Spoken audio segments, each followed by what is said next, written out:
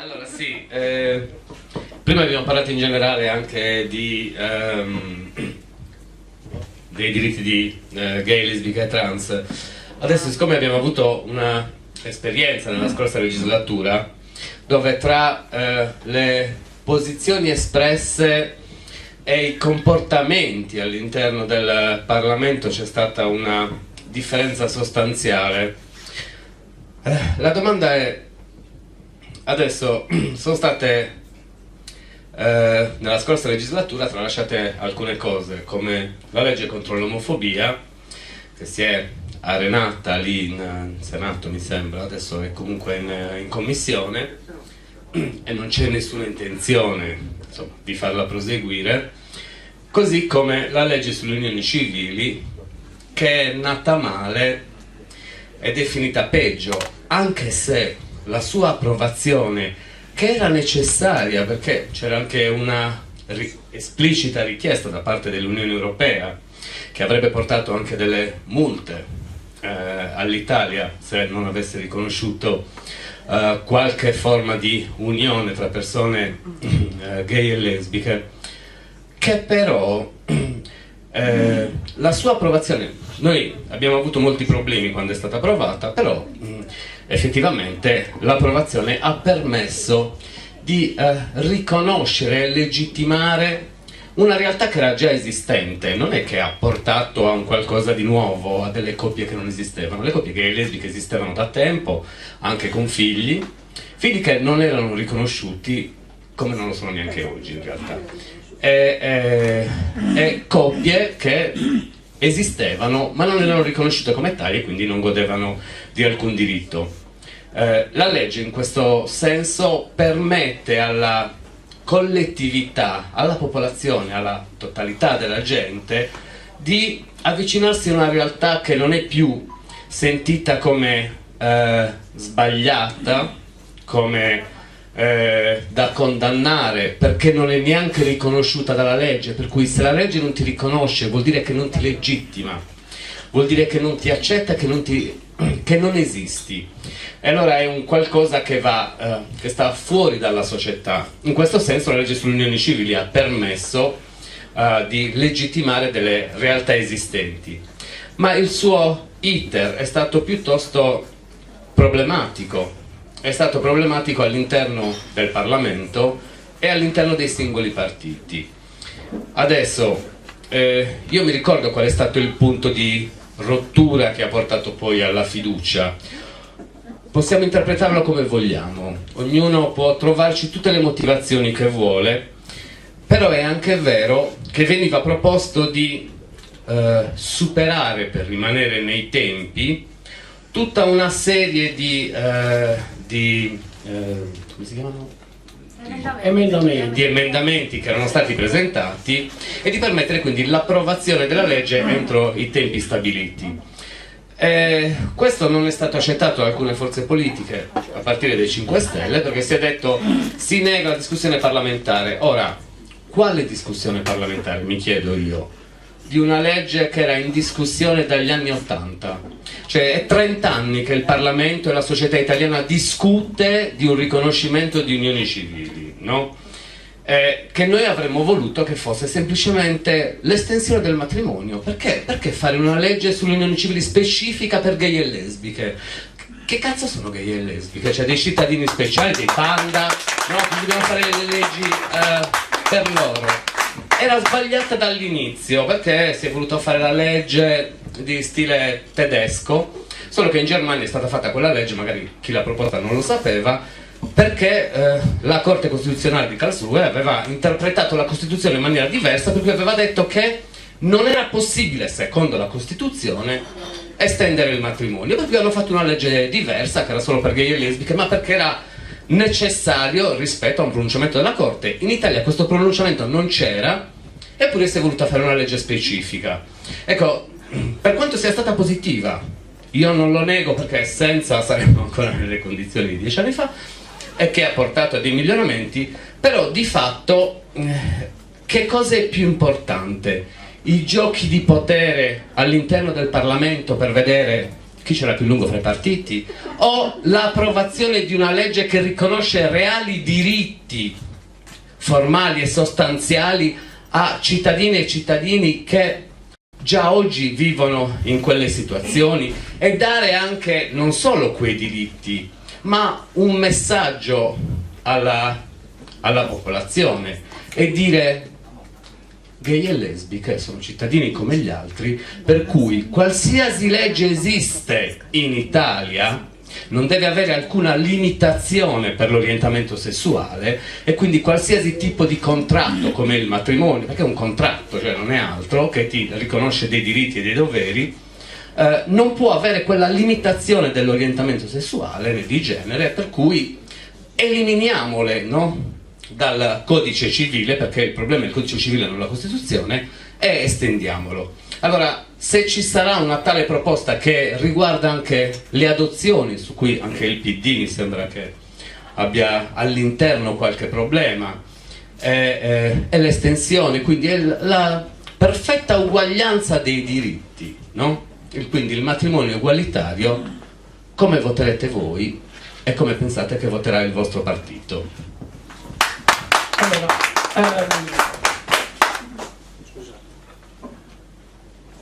come voterò io lo so, come voterà tutti quanti i componenti del Movimento 5 Stelle che andranno in Parlamento non lo so, perché questa è ovviamente una questione che tocca la coscienza di ciascuno, che tocca delle problematiche che vanno al di là di quello che è la semplice legificazione o legiferazione. L'unione sulle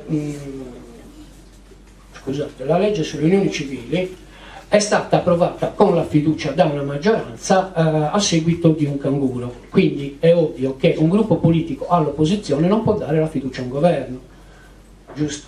Tra l'altro era nata sotto determinati presupposti e si è andata via via svuotando, arrivando a essere quello che hai detto tu, se posso permettere, e cioè una semplice ricognizione di situazioni di fatto già esistenti, più o meno. Il punto qual è? Il punto è che quando il legislatore legifera lo può fare in due modi, o dando un indirizzo politico e indicando quello che può essere la strada da seguire, e quindi sollecitando con la sua attività la società a muoversi in un certo modo, oppure prendendo atto dell'evoluzione della società e normando in quel settore. Ora, sicuramente la questione della quale ci stiamo occupando adesso appartiene a questo secondo aspetto. Il legislatore, per come la vedo io, non può imporre una diciamo normativa che riguarda lo stato delle persone o l'organizzazione sociale più intima quale può essere quella di cui ci stiamo occupando. Anche perché ricordiamoci una cosa, io sono, apro una piccola parentesi, allora io sono laico, io ho una cultura diciamo assolutamente, se si può ancora usare questa parola, di sinistra. Io nasco di sinistra e continuo a essere di sinistra come cultura.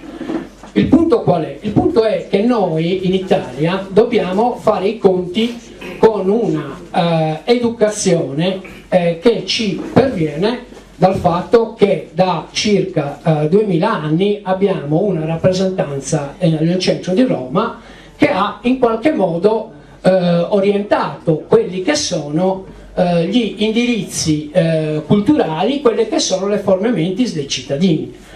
Allora, un buon padre di famiglia non può mettersi contro la maggioranza della famiglia, ma un buon padre di famiglia, perché parliamoci chiaro, la maggior parte degli italiani ha una cultura profondamente cattolica, io la rispetto assolutamente, però io credo che ci debba essere una netta divisione tra quello che è la sfera religiosa e quello che è la sfera civile. Allora, purtroppo quello che è la sfera religiosa fino a oggi e quello che sono la cultura cattolica fino ad oggi ha interloquito fortemente con quella che è invece la sfera civile e ha orientato determinate scelte.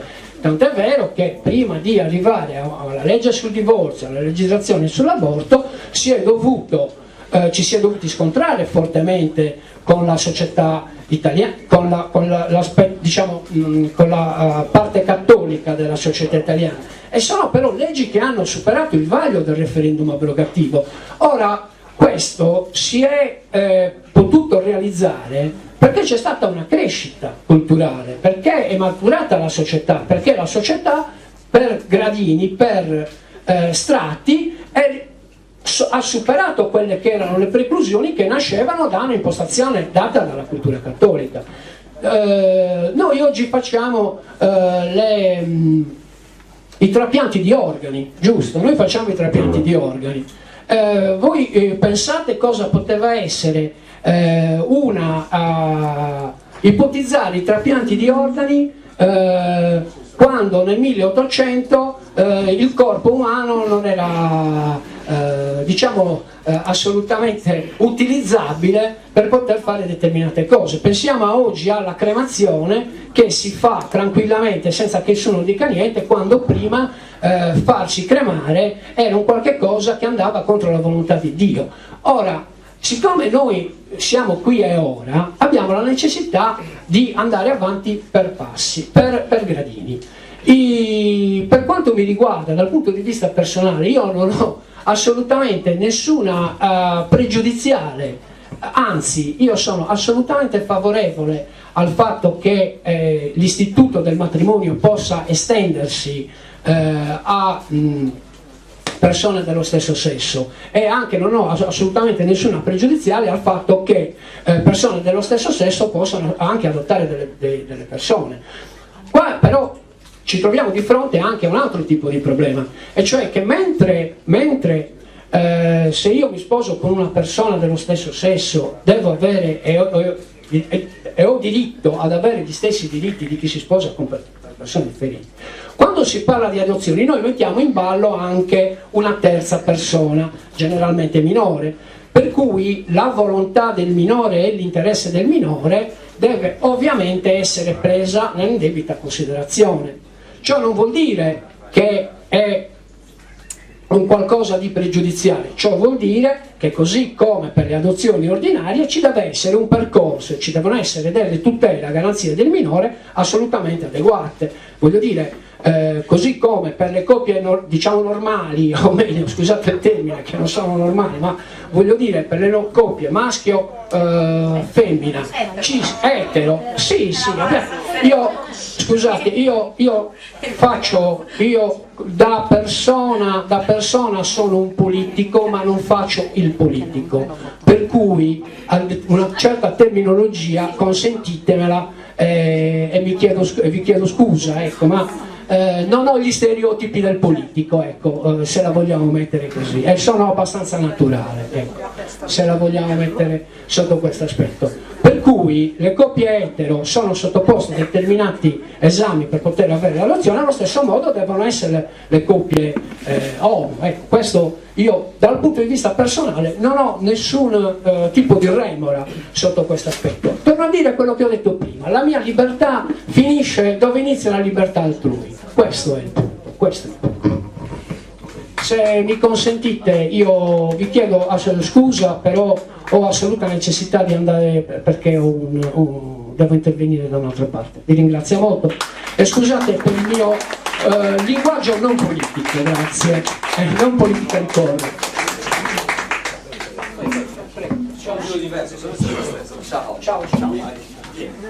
Ciao. Scusatemi, ciao, molto piacere. Ciao, grazie.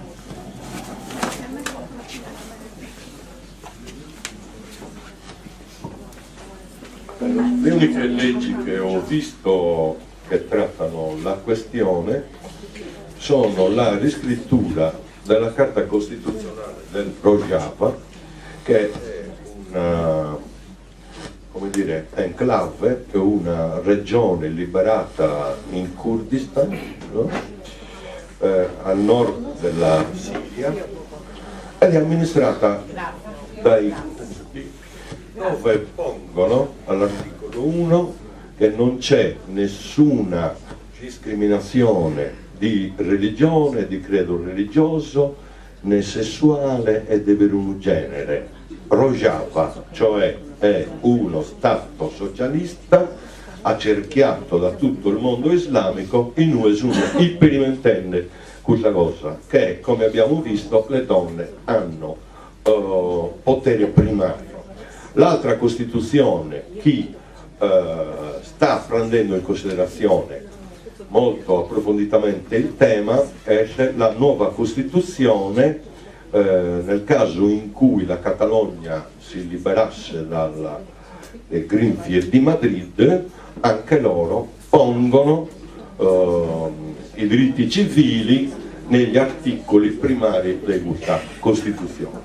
Per quanto riguarda la legiferazione italiana, non ho seguito l'iter, anche perché francamente, personalmente e anche per il nostro movimento e quest'area che noi stiamo cercando di mettere su, tutti questi diritti sono dati ormai per scontati, in quanto culturalmente preparati a questo, non dico tolleranti, che non mi piace questa parola, ma rispettosi della diversità, in quanto la discriminazione della diversità l'abbiamo già subita, quindi chimus profondamente nel nostro intimo cosa vuole dire. Per cui questa cosa sono ormai date per scontate, e le questioni che trattano all'origine, no?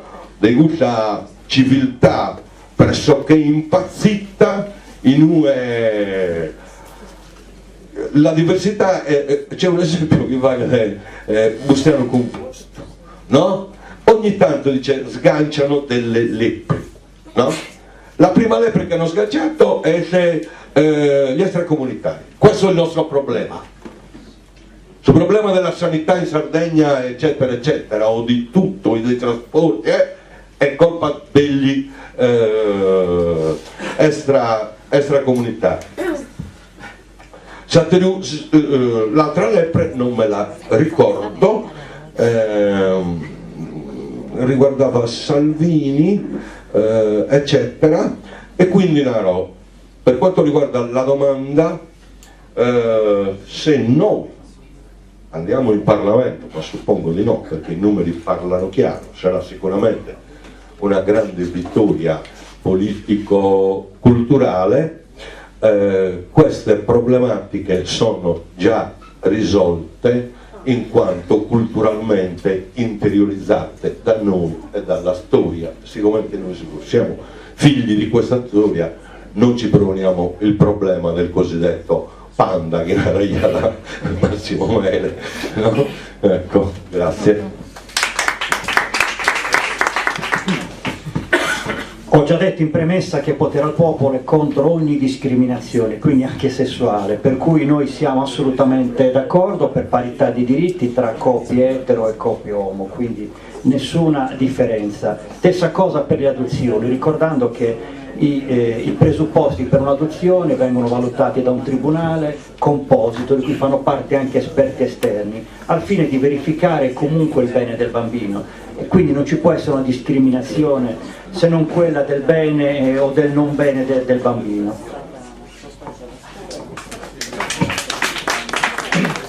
L'argomento è... fare il riassunto delle puntate precedenti in Parlamento.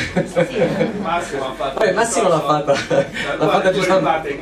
Sì, Massimo l'ha anche in qualche modo semplificata su un aspetto, in qualche modo, che è la norma sui diritti civili. La norma sulle unioni civili in realtà non era così scontata come poi è apparsa. Non era scontata perché questa è una legislatura in cui il centro-sinistra, intanto, come dice Massimo quando narra i problemi del PD, non era un partito in cui tutti quanti, insomma, obbediscono agli ordini. Io stesso sono uno di quei parlamentari ribelli che è noto per aver votato in maniera diversa dal mio partito, sempre normalmente più a sinistra, diciamo, rispetto all'indicazione del partito. In questo caso non c'è stato bisogno. E poi noi eravamo in una coalizione che è nata all'inizio al Senato dovendoci far carico di un rapporto con la destra, Cioè, noi avevamo all'inizio, per provare a governare il paese e far uscire dalla recessione il paese, una legislatura che è iniziata con un accordo tra il PD e il centrodestra, perché non è stata accolta l'idea di fare un governo di cambiamento tra PD e Movimento 5 Stelle. Lo faccio per ricordare in qualche modo anche il percorso. Dopodiché noi abbiamo cacciato via Berlusconi con un voto al Senato che non è stato semplice. Vi ricordo che Berlusconi aveva fatto cadere Prodi corrompendo 5 parlamentari. Corrompendo. Voi immaginate che cosa è successo quando noi stavamo per votare la decadenza di Berlusconi. Berlusconi cade, ritira il suo partito, un pezzo del suo partito decide di continuare con le riforme, continuare a provare a combattere la crisi economica che aveva fatto 2 milioni di disoccupati, che aveva fatto 1,5 milioni di poveri in più. In quel contesto, nonostante la crisi economica, nonostante in qualche modo questa strana alleanza veramente molto complicata, mi sembra che abbiamo fatto una legislazione sui diritti civili e sui diritti sociali, sulle politiche sociali, che ha moltissimi punti a favore. Cioè, voglio dire, noi abbiamo introdotto il reato di tortura. Il reato di tortura significa che quello che è successo a Genova con il G8 oggi avrebbe delle persone in carcere per tortura. E l'abbiamo fatto con un governo che aveva in qualche modo una maggioranza alla Camera e non aveva una maggioranza al Senato. Abbiamo fatto una legge sul biotestamento con il voto contrario di partiti che oggi si propongono come grandi sostenitori dei diritti civili, ma in realtà hanno votato contro. E se non abbiamo fatto lo ius soli è perché questi altri partiti che si propongono come paladini dei diritti civili, mi spiace che Mario non ci sia, hanno detto che loro lo ius soli non avrebbero votato. E se la legge sui diritti civili è stata portata, sulle unioni civili in questo caso è stato portato con la fiducia del Parlamento, era perché nonostante la discussione di oltre 2 anni in commissione e la discussione di 10 anni, 20 anni dai DICO, ve li ricordate i DICO? I tentativi del centro-sinistra di provare a trovare delle soluzioni che tenessero insieme il mondo cattolico e sinistra dentro il centro-sinistra. Nonostante tutta questa discussione, poi noi ci siamo trovati con una quantità pazzesca di emendamenti fatti dal Movimento 5 Stelle, dalla Lega e dalla destra. E lì la scelta era una soltanto: se tu apri la discussione in Parlamento, non hai in aula e non in Parlamento, perché, ripeto, la discussione in Parlamento si fa prima nelle commissioni, in commissione se ne è discusso per 2 anni, e poi si fa dentro l'aula. Ma se tu dentro l'aula presenti 2500 emendamenti, se ne presenti 500 come aveva fatto il Movimento 5 Stelle, vuol dire che non vuoi approvarla quella legge, perché per ogni emendamento possono parlare per 5 minuti tutti i parlamentari, perché basta che dicano che sono in disaccordo con il gruppo e chiedono di fare dichiarazioni di voto, che parlano. Quindi vuol dire che 500 emendamenti non sei in grado di discuterli in un'aula dove ci sono 315 persone. È il modo migliore per non approvare quella legge. È il modo migliore per non approvare quella legge. Allora, il ragionamento che abbiamo fatto era: benissimo, questa legge non è esattamente quella che vorremmo tutti, sì, ma la differenza è che non possiamo continuare a lasciare il paese da una parte con una legislazione antiquata, superata e inadeguata rispetto alla realtà, e secondo, migliaia di persone che hanno diritto ad avere gli stessi diritti delle persone sposate sul piano civile e sul piano sociale. Civile e sociale vuol dire che sì, io ero in commissione bilancio, uno dei principali problemi è stato calcolare l'effetto di alcune norme presenti sulla legge delle unioni civili sul piano economico, perché una cosa è parlare in generale del diritto di sposarsi o del diritto di contrarre matrimonio o di fare un contratto. In realtà quei diritti trascinano tutta una serie di conseguenze, a partire dalla reversibilità della pensione.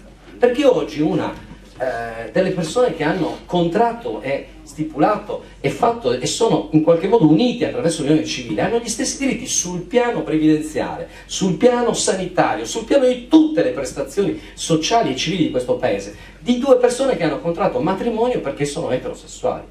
Volete dire che è poco? Non lo so se è poco, io dico che c'è un passo in avanti che questo paese aspettava e che io non mi sarei mai aspettato all'inizio della legislatura di riuscire a fare, avendo come alleati persone che sono state elette con Berlusconi. Devo dire che quelle persone, per quanto ad alcuni possono anche, diciamo, non piacere, in realtà hanno avuto anche la coerenza di rimanere sino alla fine dentro il governo, sostenerne le riforme e adesso candidarsi in una funzione anche civica a sostegno di una prosecuzione di questa stagione di riforme. Detto questo, sul tema delle delle adozioni, che non è soltanto il tema delle adozioni, è il tema dei bimbi nelle coppie omosessuali. Io penso che dobbiamo essere consapevoli che ci siamo fermati su un profilo che ha una sua delicatezza, sulla quale io ho un mio pensiero, cioè che io sono convinto che il tema vada affrontato positivamente, ma c'è il tema che non è banale, perché in realtà in Italia c'è già, come dire, una differenza economica tra chi si può permettere di andare all'estero e pagare una donna e pagare l'utero per avere un bambino, e chi invece questa cosa non la può fare. Ma in questa cosa qui c'è un'eticità che dobbiamo anche provare ad approfondire.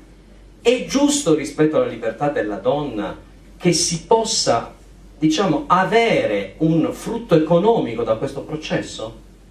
E non è un confine banale, secondo me, non è un confine banale, perché non è detto che questo sia un elemento di libertà, perché se tu fossi libero dalla, come dire, dalla condizione economica, allora sarebbe un elemento di libertà, benissimo, ma se tu non sei libero dalla condizione economica, lo fai per liberarti dalla condizione economica, ovvero lo faresti se tu non avessi bisogno di soldi. Cioè è un profilo delicatissimo, io sono convinto che vada in qualche modo affrontato, che questo paese sta crescendo e riuscirà ad affrontarlo, ma che ha anche un profilo di eticità importante. Chiudo su un tema più che è stato trattato prima, e se l'ha sicuramente trattato Gavino, invece il mio amico qui a fianco non l'ha trattato. Io sul tema dell'immigrazione sono esterrefatto, da quello che ho sentito prima. Sono esterrefatto perché non è vero che quando tu dici, come dire, sbarchi zero, non stai dicendo una cosa chiara. Sbarchi zero vuol dire una cosa chiarissima, vuol dire che tu li respingi in mare, bambini, donne, uomini, giovani, anziani. Sbarchi zero vuol dire questo. E non è vero che non è stato detto chiaramente e nettamente, è stato detto che bisogna respingerli anche quelli che sono nel suolo immediatamente. L'ha detto il capo religioso di quel gruppo là, mica l'ho detto io, oltre che il candidato premier. Io sono contrarissimo a questa cosa, non è una cosa civile. Noi stiamo parlando di un mondo che deve fare i conti, come l'ha fatto il mondo sempre con le migrazioni, per motivi economici o per motivi di sicurezza. Perché fuggire da una guerra è esattamente identico a fuggire dalla povertà, ed è persino più grave se tu fuggi da una guerra, perché stai mettendo al sicuro i tuoi bambini, i tuoi figli, il tuo futuro. Ma di cosa stiamo parlando? Fa parte della normale sopravvivenza della specie, altro che altro. E noi che siamo figli del Mediterraneo, che siamo figli di un mondo che è cresciuto intorno a questo grande lago che tiene insieme Europa e Africa, siamo più africani noi spesso di quanto sono africani chi viene dall'altra parte del mare, possiamo dire sbarchi zero. Il tema è che noi dobbiamo accogliere ordinatamente, organizzativamente bene. Su questo c'è anche una rinuncia da parte dell'associazionismo, il privato sociale, perché noi critichiamo i privati che fanno lucro su questa cosa, ma le associazioni sono fatte avanti. Il mondo associativo ha cercato di proporsi in questo campo qua. Io penso che su questo dobbiamo fare un lavoro, chi viene dal mondo dell'associazionismo, per proporsi in sostituzione, il non profit in sostituzione del profit su questa vicenda qui. E poi significa organizzare quello che c'è a valle, perché può darsi che il non profit non sappia fare la parte alberghiera, la parte dell'accoglienza tecnica, ma sa fare sicuramente la parte dell'integrazione, sa fare sicuramente la parte di dare una speranza a chi viene qua, che tra l'altro non vuole rimanere qua perché non c'è una condizione economica ideale, vuole solo stare. E noi il vero impegno che dobbiamo prendere è modificare la Bossi-Fini, che ha cancellato l'ipotesi di poter entrare in un paese se non hai lavoro. Qui non è soltanto il diritto di asilo che dobbiamo in qualche modo rivedere, è soprattutto il diritto di accoglienza. Prima della Bossi-Fini c'era una legge che si chiamava Napolitano, che era ministro dell'interno in quel momento lì, che consentiva alle persone di stare in Italia senza un lavoro, perché il lavoro lo potevano cercare in un periodo determinato, in un periodo preciso, ma lo potevano fare. Ma siamo davvero un popolo così incivile da non poter consentire questo? Io la trovo una cosa pazzesca, pazzesca, e stiamo lottando contro la cascata, contro il mare, perché dall'altra parte del mare c'è un'età media di 23 anni contro un'età media nostra di 43 anni. Senza di loro non solo non avremo la pastorizia, ma molti dei nostri genitori e nonni non avrebbero nessuno che li assiste. Questo è il vero tema, altro che sbarchi zero.